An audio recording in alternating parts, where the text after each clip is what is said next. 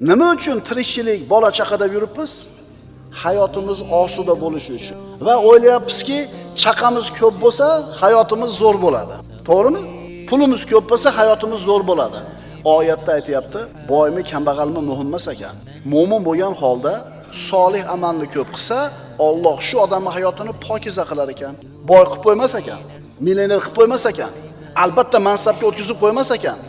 Qanaqa hayot bo'lganda ham, rizqi qanaqa bo'lishidan qat'iy nazar, hayoti pokiza bo'lar ekan. Pokiza hayot qana bo'ladi? Osuda, osoyishta, xotirjam, qo'rquvsiz, qayg'u-xavotirsiz, g'am tashvishsiz hayot. Shunaqa hayot kerakmi? Solih amalni ko'proq qilaylik. Pokiza hayot degan so'zni Abdulloh ibn Abbos halol, pokiza rizq deb tafsir qiladi.